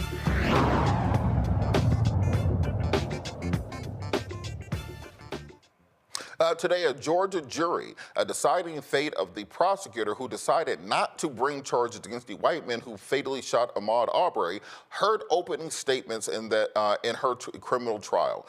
For those of you who do not remember, Ahmaud Arbery was the black jogger down in Brunswick, Georgia, who was shot and killed by the Michaels in their neighborhood after they claimed that he broke into a house under construction and tried to steal construction materials, and therefore they had to chase him down in a pickup truck and kill that individual. We heard testimony today with regard to Jackie Johnson, who was the prosecutor in that case. And to break it down a little bit, for people who don't remember the details of the Ahmaud Arbery case, after he was initially killed, it was ruled to be in self-defense. The prosecutor failed to bring charges against the individuals. The family kept fighting. The case was eventually moved to another prosecutor who didn't bring charges. Because of outside pressure from groups like Georgia NAACP, the Rainbow Push Coalition, other human rights organizations, it made its way to the Georgia Attorney General, who then brought charges in the case. And as a result of that, we finally saw justice for Ahmaud Arbery. But Jackie Johnson, who was the prosecutor in the case initially, she is now on trial for essentially obstructing justice in that case. I want to bring the panel in on this. Mustafa, do you think this is an opportunity where we might actually finally see justice? Because we're in a place right now as a people where we're not getting a lot of wins. Would this be a win, seeing this prosecutor brought to justice for essentially trying to cover up this murder? Well, it would be a win. It would be a small step in the right direction. Of course, you had mentioned also there was another prosecutor. I can't remember what happened in relationship to that particular individual. I mean, it also sends a message across the country, right? Do certain lives matter than others? Is justice only as much as you can afford or as much privilege as you have? So we'll have to see how it plays out. But I'm hoping that folks actually do the right thing in relationship to this particular case. Well, Johnson, and she's accused of protecting Greg McMichael and his adult son Travis McMichael by instructing Glenn County police officers on the day of the shooting to not to arrest Travis McMichael. The McMichaels and William Roddy Bryant were convicted on both state and federal charges for Ahmaud Arbery's murder and are currently serving life sentences. Dr. Dixon, We see this happening so often with African Americans, where they don't get the type of national attention that Ahmaud Arbery was able to garner, where they're not able to really bring these issues to national light. And now with the diminution of the Justice Department, the fact that we are moving to a place where the Civil Rights Division no longer will have the teeth to be able to fight these things, where do you think we would go from here for cases like this in the future? I think so long as Donald Trump is in power, we're in a position where we won't get this type of justice, because we see the states are more than happy to fall in line with whatever Donald Trump says. So on the federal civil rights level or on state prosecution cases, I fear that we're not going to get much, if any, justice. Now, does that mean we don't fight for it? Absolutely not. We always fight for it. We always pursue it. I would say also something else. I think Black folks really need a pause and really consider, not out of fear, nobody's scared of these devils, but we need to be wise and realize that they are on a hunting spree. If you consider the type of murders that are happening in the state of Mississippi that have gone unanswered, when you think about the various murders across the Southeast in general, the lynchings that have occurred in the last 5 years alone that have gone unanswered, it's almost to the point where there is a game where white people are trying to see if they can get away with murder. And the sad reality is so many times they are able to, and that's going to only be exacerbated more because of Donald Trump. And so this is what I'm going to say is not out of fear, it's out of wisdom. Watch where you're going. Watch your six. Look after each other. Don't trust these people. For the love of God, stop trusting them and thinking that they are your friends. They are demonstrating to you in real time their willingness to destroy their own lives for the sake of their white supremacy. They're going to be hurt the most by Donald Trump's policies, but they're going to thank him for it. Why? Because they would rather hurt themselves if they have an opportunity to hurt us. Why would we put our lives in their hands and trust them when we go out and we go different places? And Dr. Walker, one of the big victories that we had during the Civil Rights Movement was this idea of having a federal backstop against local racial discrimination. That when we were able to push through the Civil Rights Act, voting rights of civil rights in 64, voting rights in 65, public accommodation in 68, fair housing, Title VII, Title IX, to establish the executive order in 1965 that actually gave some teeth to the Civil Rights Act of 1866. We saw that when we were discriminated against in the local jurisdiction, if you were the victim of police brutality, if you were Emmett Till, if you were Cheney, Grutter, along the lines, you could call in the federal government, you could call in Bobby Kennedy, and they would prosecute the local prosecutors and bring justice. We saw this under Christian Clark in the Justice Department. We saw this under the Obama Justice Department. But now that appears to be gone, and it seems that they are changing these policies where they may be gone forever. So where do we go from here, as Dr. King would say? Are we going to chaos our community? Where do the new lines go in this fight for justice? And what do we simply say, as Brother Dixon said, that we just have to keep to ourselves and watch ourselves, or are there actually any kind of legal solutions we can have that will protect our boys, our young men and our young boys? I'm thinking of Deacons of Defense from decades ago, right? You know, you had people in our own community that made sure that, you know, if someone came in the community and was looking to harm someone, that we were prepared to make sure that didn't happen. And I think that we need to have a broader conversation about when people don't see your humanity. And you can't, it's almost impossible to solve that issue. And listen, this is a more complex conversation we need to have in a very different time. Several weeks, days of conversation. Also, when I think we need to really, when it comes to this particular case, we need to have a really deep conversation about Black bodies and justice in America. So she should be thrown in jail for obstructing justice. But is that justice? Lynching, in terms of members of the Black community, particularly Black men, has been going on for centuries. And how we are still dealing with that today. So what does that mean for what it means to be an American and to be Black and a male, and particularly in this situation? So I think, once again, we need to really have a really important conversation about, when it comes to destruction of Black bodies and justice. And we don't have enough time to discuss that. But I think we really, as a community, reflect on that, because I don't see this as justice. A life was lost. And I know the other, individuals responsible for this murder are in jail for life. But in my opinion, is that justice, considering we've been dealing with these kind of lynchings for years? And I think we need to talk about that. Absolutely. And when Mustafa, I'm reminded of Dave Chappelle and his seminal work, Killing Him Softly, where he made this joke that police could shoot a black person, all they had to do was sprinkle some crack on them, and everybody will believe that they were a criminal. And that's very similar to what we saw in this Ahmaud Arbery case, where all these individuals had to do was say, well, you know, he was violent, he attacked us, and everybody believed them, even though there was video of them doing it. If their friend Roddy Bryant hadn't filmed the entire altercation, they would not have been convicted in this case. So if you're back in the early or mid-2010s, early 2020s, I gave a lot of speeches to high school boys and to youth groups telling them, oh, this is what you need to do when you're interacting with cops. You know, keep your head up, make eye contact. They say, yes, sir, no, sir. Have your pants pulled up, do all this. And I stopped doing that, because we do not need to prove our humanity to anybody. I don't deserve different rights because I can cosplay as the best little white boy possible. I don't need to speak the Queen's English and do a little dance whenever I'm in the presence of a white person to prove that I have basic human rights and basic humanity. I'm no less of a human being if I'm dressed like DMX or if I'm dressed like Carlton Banks. And so I stopped telling these boys to try to prove themselves to white supremacy, because at the end of the day, Emmett Till wasn't wearing saggy pants and a hoodie when they decided to kill him. So when it comes to how we educate our community, how we educate this next generation to be in a realistic, and I put my emphasis on realistic, situation as we're looking at right now, where there's no consent decrees, where Donald Trump is saying, I will pardon officers and give you complete immunity, where there's a movement at foot to pardon Derek Chauvin for killing George Floyd, and that will more than likely happen before the end of the Trump term. How do we realistically talk to our young men and our young boys about how they interact in the current political situation?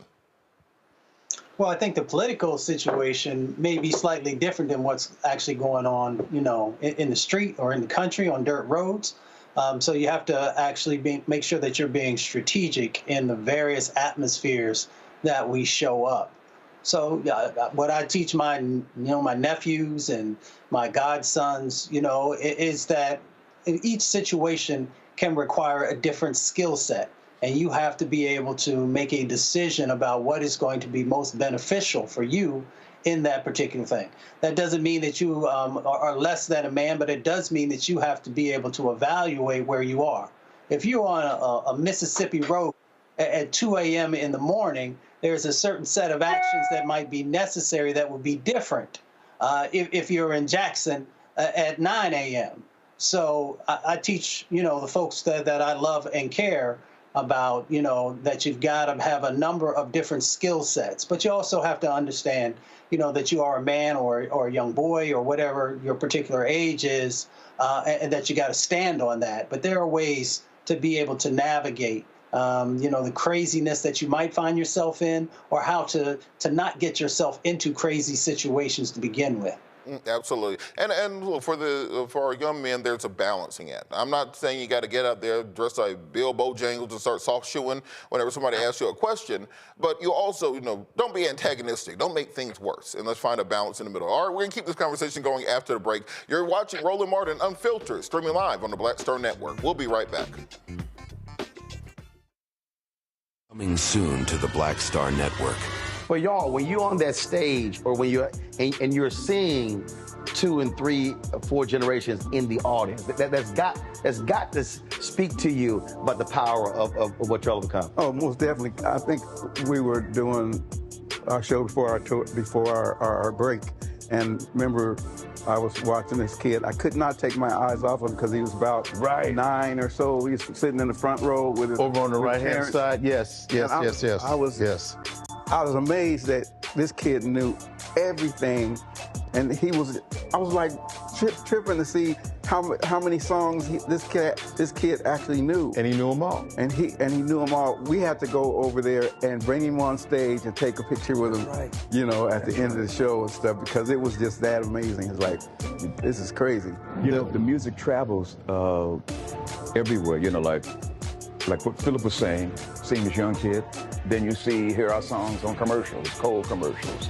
Then you have the younger ones that hear our music in animation.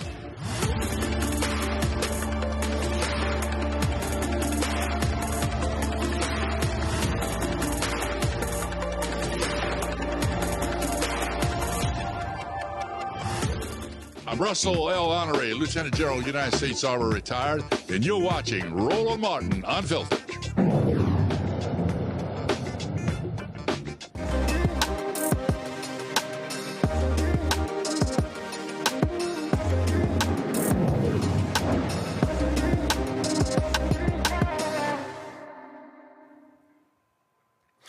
One woman's journey with sensitive skin challenges led her to create a line of deodorants and skincare essentials she could use. Regular products irritated Nikki Jack's inflammatory skin condition.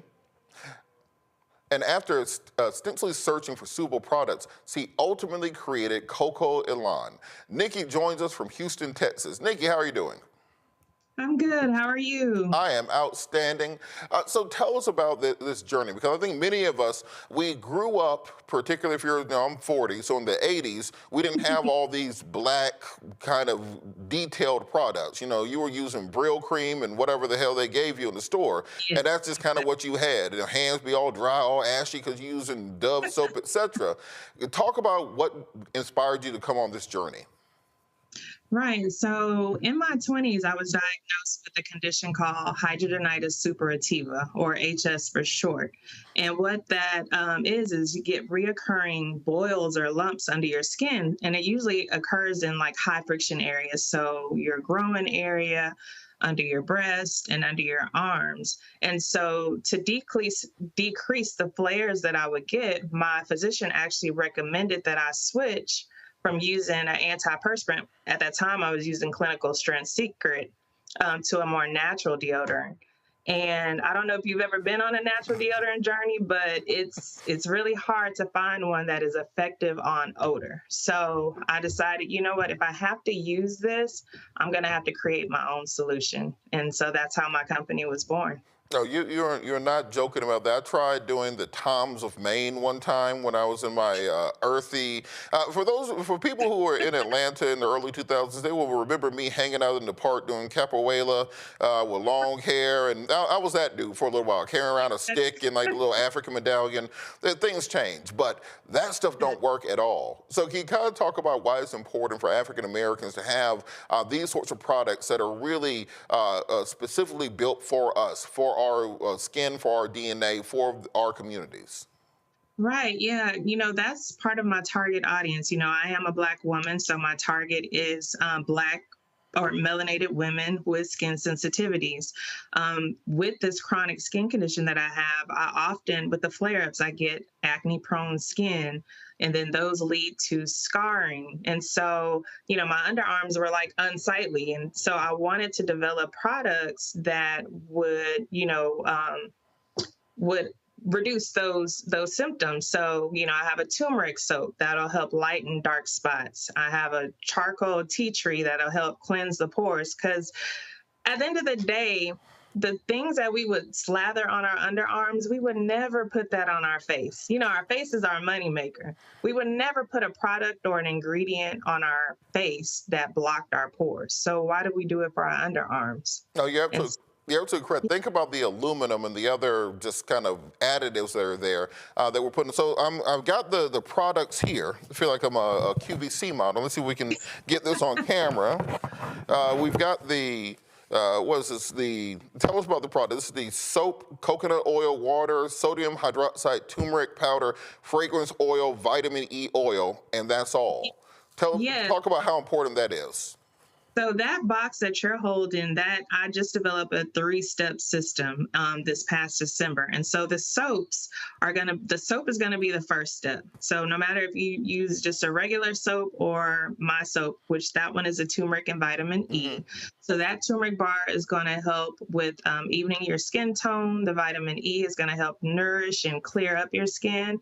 And so that'll be the first step. Your second step is yes, the second step is the toner. So I know a lot of people are like, toner for your underarms, But yeah, that toner is a witch hazel and glycolic acid toner. So glycolic acid is a gentle exfoliator if you use it at a certain percentage. And then the witch hazel is a natural astringent. So it'll help clean the slate of your underarm before you put on your step 3, which is the moisturizing deodorant. Yes. And so in our deodorants, we do use like coconut oils and things like that to help moisturize the skin. But it also has powders in there that will help absorb your sweat, because that is the one thing with deodorant. It allows your body to naturally sweat to control your body temperature. But if it has powders in it, that will absorb the sweat so you don't feel as wet. Absolutely. Also, I just found out I got some ugly ass hands on TV. This doesn't mind when I have TV hands. Vanna White's job is harder than I thought. All right, so let's go to the panel if you guys have questions. I know us as men, often we do not take these care issues seriously unless there's a woman in our life who forces us to do so. But Mustafa, do you have a question? Yeah, well, Nikki, congratulations. You have beautiful skin, so you're just the person to... Thank you. Yes. I saw a number of different elements that you have, whether it's turmeric or lemon or a number of other things. How do you make the decision about which ones come together to provide the best experience for the people who purchase your product? Right. So with the turmeric powder, because it's a powder that helps with evening skin tone to brighten the skin, I wanted to add an element, a fragrance oil that married well with that. So, the brightening, just kind of awakening. And so I paired the lemongrass with that soap, and it smells so good. And then I have also a charcoal and tea tree soap. And so if you know tea tree can smell kind of harsh, but it's doing a job. It's helping to deep cleanse those pores. It's great for acne prone skin. So it has a job. But yeah, that's how I kind of married the two together. All right, Dr. Walker? Yeah, so congratulations on the success. And I'm wondering, what has been the response particularly from the Black community in terms of supporting your products? It's been great, actually. When I do pop-up events or markets, Black women come out and support Black women. That's just bottom line. They do. They're like, even though I don't use natural deodorant, I want to support you. I know somebody that can use it, so they'll buy it. And then, also other groups. My products, I do target melanated women with skin sensitivities because that's who I am. But my products are beneficial for, also for men, for women, and for children that are ready to use deodorants. Dr. Dixon? Yes, congratulations on all your successes thus far. My question to you is, what are some of the things that you need to scale up and to spread your business further and wider? So yes, right now, funding. They say that Black women entrepreneurs are the most founded but least funded. So I've definitely, I've applied to different grants, but that can be like a lottery ticket. But outside of that, it's, I've been looking at maybe a line of credit or, some other loan options. So, but yeah, you need money to make money. And so I've invested in myself for my business, but I didn't realize that it just wasn't enough. So how do you currently sell products? How do you currently make sure you can get these things to people? Yeah, so I have our website, www.cocoelonco.com. We also locally in Houston, we sell it at a brick and mortar called the Mala Market, where there's over 40 local artisans and vendors. So come check us out there, and that's in the Montrose area. And then also Radiant Vita Spa. It's a spa in the Heights in Houston. And so for our online website, when you go on there for the listeners today, if you put in a code ROLAND, that will allow you to get 15% off your entire purchase. All right, and so we often talk about this, and now we're getting out of Attorney Patillo. He went to bed for the night. We're getting into Robert. And part of the issue that I think we have is throughout this show, we've been talking about what we can do economically. to fight back against some of these extreme agendas? What can we do as a community to fight back against what's going on? And we understand the entire thing goes back to economics. It goes back to money. Can you support and sustain your own businesses? So for everyone online saying we need to be boycotting Target because they got rid of their DEI initiatives, I want you to go to her website and buy directly from her. You ain't got to worry about no DEI program. She is diverse. She is equal. She is inclusive. So if her capacity is to sell 4,000 units a month, I want y'all to buy out the 4,000 units. Let's make sure, and look, I say this all the time to people. If somebody is your friend, don't ask them for a discount. You should want to pay more for their product. You shouldn't need somebody to entice you. People come in all the time like, oh, Robert, you're a lawyer. Can you give me some free legal advice? If I'm your friend, why the hell do you want something free from me? You should want to see me grow, see me gain, see me achieve. Nubian intellectuals, growing, gaining, and achieving. You got to reclaim that word if you're going to use it. So what I want people to do is to make sure that you're visiting her on social media. How can people follow you on social media? Yeah, on social media, my handle for Instagram is shop Coco Elon. So go on there. That's usually where I put my promos, upcoming events, things of that nature. But yes, go on there and follow me. Yeah, I would love to have you. And look, I want you not just to follow her. I want you not just to buy the product. I want you to buy the product. I want you to take pictures and put it online. I want you to leave reviews on every site possible. I want you to make videos talking about how well this product works. If you can do that for everything else under the sun, you can do it for your own community. Thank you so much. Give us that contact information one more time before we're out of time. Yeah, so our website is www.cocoelonco.com, and our Instagram handle is at shopcocoelon. Thank you so much, Nikki, and we're going to make sure that we support you. And I want you to come back and let us know how it went. Let us know these people really cast you out. I want to see a post on your Instagram saying, we are out of product as of tomorrow morning, because the Roland Martin Unfiltered family not only came in and bought, they bought it and sent it to their friends and their families, and we are sold out. I had to buy a new factory and a new warehouse and some trucks because of what they did. I'm speaking it into existence. I'm putting it into the atmosphere. I'm letting you know that it is going to happen for you today, and this will be the catalyst for all that taking place. Thank you so much. Absolutely. Thank you for having me. All right, thank you so much. Great show today. Got to thank our panel, Mustafa Santiago, Dr. Walker, Dr. Dixon. Got to thank Roland for letting me keep his seat warm while he is out. Make sure you tune in. Make sure you like and subscribe to the page. Make sure you comment. You know, Roland want to see at least 1,000 likes on each of these videos. Share it, subscribe, mute everything you need to do to get the word out. We have to be our own salvation. No one else is coming to help you. Ain't no such thing as Superman. We got to keep fighting. When we fight, we win. We've never lost a fight that we fought. We've never won a fight that we didn't fight. It is time for us to get up and get together. Thank you so much, Attorney Robert Patillo. Follow me on social media at Robert Patillo. That's RobertPatillo. Holla!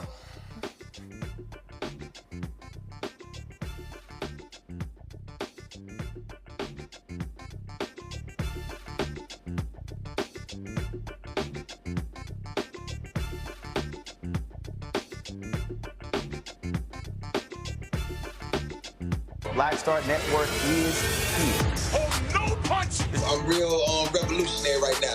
Thank you for being the voice of Black America. All momentum we have now, we have to keep this going. The video looks phenomenal. See, there's a difference between Black Star Network and Black-owned media and something like CNN. You can't be Black-owned media and be scared. It's time to be smart. Bring your eyeballs home. You dig?